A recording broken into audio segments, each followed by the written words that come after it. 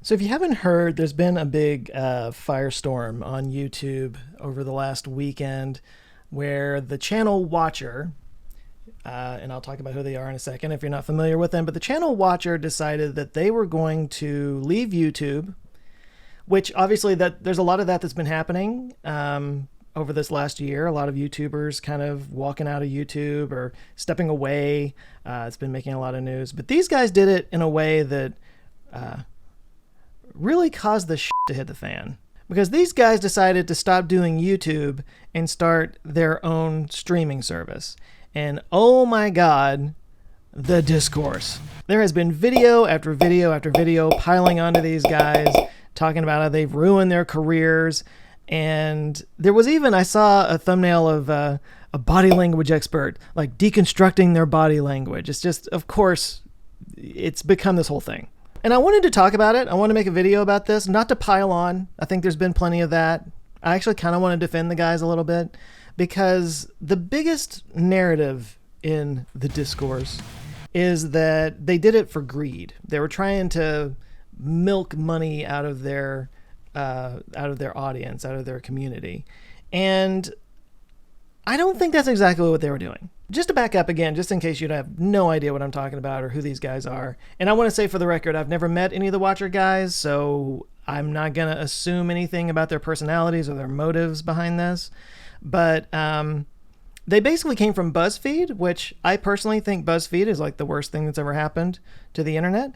But they came from BuzzFeed, and they were one of the sort of channels that, or the shows that BuzzFeed created. And one of the things that they did was called BuzzFeed Unsolved, which dealt with unsolved mysteries and stories, a lot of the same kind of stuff that I talk about, frankly. In fact, I think they've made videos on some of the same topics I have. But that became super popular. Some say that it's like the only thing worth watching from BuzzFeed. But then when BuzzFeed kind of went under, they went and did their own thing and they called it Watcher. One of their more popular shows, I think, is called Ghost Files, where they go into haunted places, and it's kind of like a Ghost Adventures kind of thing, but it's a lot more tongue-in-cheek. They don't take it quite as seriously. They're really funny guys, and they've got really great chemistry together. And so that was the Ghost Files thing. They had one that was called Puppet History, which is a history video where they kind of do a quiz, and it's hosted by a puppet. And there were several others. They became really popular. They grew up to almost 3 million subscribers. They were getting like 1 million views of video. They were killing it. They were doing great. And then they did this video on Friday where it was kind of like, if you saw the video, it was very not their usual tone, you know, like there's an art to the goodbye YouTube video. And so they really went in on like being all serious and like sitting down and, you know, that whole thing. And there's like tears in their eyes where they're talking about how much they've enjoyed being on YouTube and building this community. It means the world to them. But now we're doing this thing, and here's how much it's going to cost. It was basically going to be $60 a year or $6 a month. And I think one of the places where they misstepped,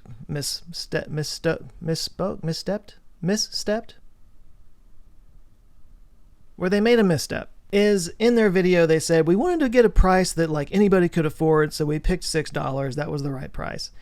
And a lot of the feedback in all caps, was from people that were talking about how out of touch they were, that like they were acting like $6 is nothing.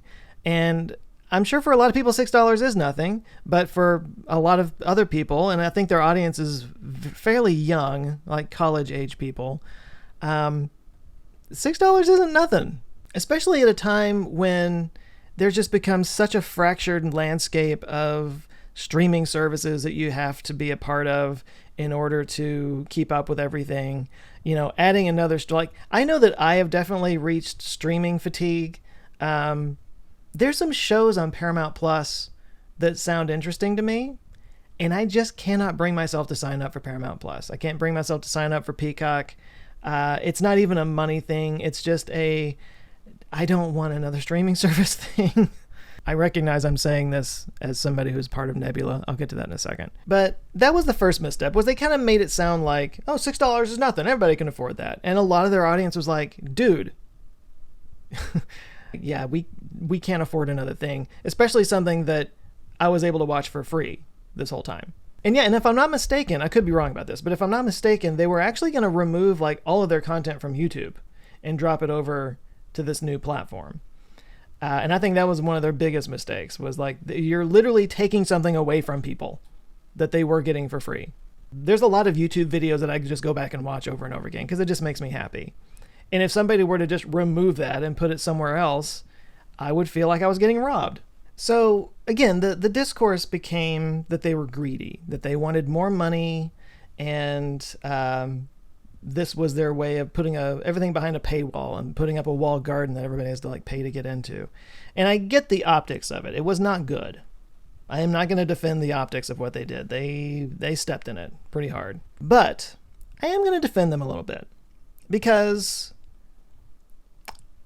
I'm not sure it's really greed that they were servicing here. Because anybody with half a brain that makes a leap like this is going to know that there's going to be a significant drop at first. Like there was just no way that they were just going to cross over from the millions of views that they were getting monetized on YouTube to this brand new platform and be making the same amount of money. There was going to be a drop. I don't know the guys. They might be dumb. I don't think they are dumb, though. I think they absolutely calculated that there's going to be a drop, but we could build it and it would become something in the future. So I don't think it was necessarily that they just wanted to make more money. Now, if you're going to take them at their word, what they said in their video was that it was really about having more creative freedom, that they wanted to make TV shows, and that YouTube is not the best platform to make TV shows because YouTube is its own thing and it's got its own rules and there's algorithms and all that stuff. And assuming that they're not yanking our chain, I get that. I get the desire to do bigger and better things. I get the desire to get away from the algorithm and having to always satisfy that. And they may have overshot just a little bit. I mean, 3 million subscribers is a big channel, but I mean, there's plenty of gigantic YouTubers with double digits channels that haven't decided to take this route and are deciding to kind of stick with, dance with the one who brought you kind of thing. So a lot of the comments that were floating around that I saw did make the comparison to Nebula and say, like, why wouldn't you just join a service that already exists like Nebula, or do what Nebula does, which is that, we do have exclusive content on Nebula, but the YouTube stuff that we do, and when I say we, I'm talking about like 200 different creators that are on that platform. A lot of what we do is we release it a week early on Nebula, and then they call it windowing. So you get early access on Nebula, and then you get to see it still just like always on YouTube. So you're not having anything taken away, but you get a little extra something if you sign up for this thing. And yeah, that was the other thing, was like, people were saying, why would I sign up to pay literally twice as much, by the way, as what Nebula charges? Why would I sign up to pay twice as much to watch one channel? Whereas I could go pay half as much to Nebula and see 200 different channels. By the way, another thing about the whole greed thing, I do identify with them a little bit because they were like, we've got 25 people on our team, which is actually way bigger than the number of people that work for me. But 25 people is a pretty decent sized team. And if you're paying salaries and benefits for all those people, that adds up. So you want to make sure you can pay your team. A big part of why I talk about like wanting to satisfy the algorithm and I want the channel to do well. I'm sure some people interpret that as greed. Oh, you just want to make more money. Well, I want to be able to pay my team. I want to be able to give them raises and maybe add more people to it. And yes, I want to do bigger and better things. I get that impulse. By the way, it needs to be said, they did change direction on this. So they had probably the worst weekend of their lives. They released that video on Friday. It was this whole shitstorm over the weekend where all these videos were coming out. And then on Monday, they came back and had an oopsie daisy video where they announced that they were scaling back some of the things they were talking about. They weren't going to release, or they weren't going to remove all their videos from YouTube like they said. I think they did go to a windowing model where they're going to still release things on YouTube but release them early on their platform. So it's kind of like, hey, if you signed up for it already, thank you. We're going to try to make it worth your money, and if you signed up and you want your money back, we'll give you a refund. So hey, they messed up and they changed course. I think that's all you can really ask of someone. And they did apologize. They apologized and they changed course. What else do you want? So again, I am not here to pile on. I think they made a mistake. I think that they probably did it with the intention of, we want to build something where we can control our own content, we can do bigger and better things. And they probably even thought that they were doing a better thing for the audience, by giving them a place where they can truly do what they want to do and not have to like factor in all these other things. They just did it by stepping in a big old pile of manure. But I don't know. The reason I wanted to talk about this, I do find it interesting, and I think we're going to be seeing more attempts to do something like this, because there's this dilemma that YouTubers have. Not all YouTubers. Some people are perfectly content to just kind of like do a YouTube thing and serve that audience and serve that algorithm, make their money, and look, it's a whole spectrum, if you want to put it that way. There are people that are just like, I'm just going to run an AI channel that I don't have to do anything, and it's just really cheap and easy, and I'll put misleading titles and thumbnails and say things that aren't true and make a bunch of money off of it. Who cares? There's that kind of scammy thing. And then there are people who are legit artists who want to be in service of their creative vision, and they want to express something and put something of value into the world. I'm going to be fair and put these guys on more the artist side of the spectrum, which kind of is where I am. And when you are somebody that wants to do something artistic, it does lead to this dilemma, which is, if you're on YouTube, you have a bit of a community around your channel.